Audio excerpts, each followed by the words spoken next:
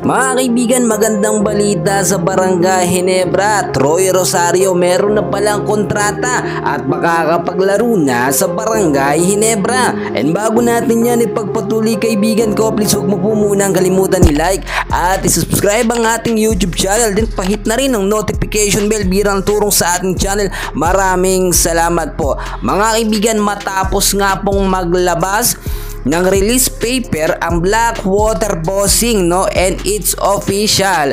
Eto nga pong si Troy Rosario ay free agent na, and anytime soon ay pwede na itong pumirma at lumipat sa ibang kupunan na kanyang gugustuhin.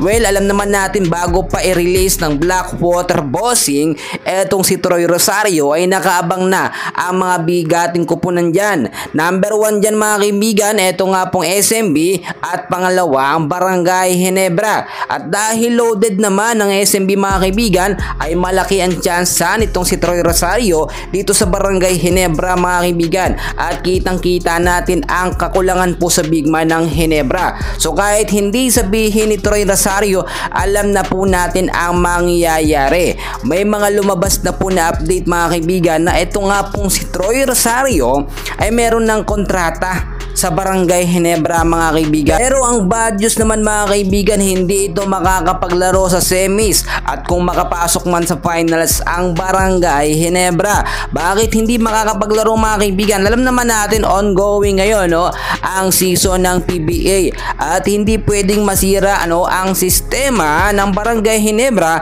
sa kanilang lineup.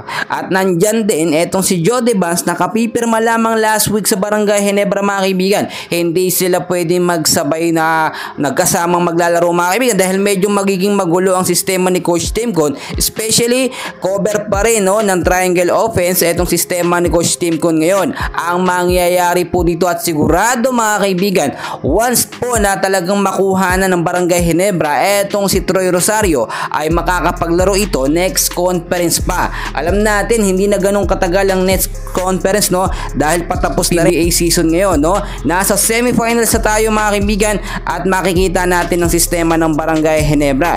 Maganda na itong mangyayari sa Ginebra mga kaibigan dahil magkakaroon na po sila ng legit po na sentro at naglalaro din bilang power forward. Meron na magiging kapalitan ngayon etong si Japit Aguilar, at wala nang dapat idahilan pa ang Barangay Ginebra kapag sila ay natatalo.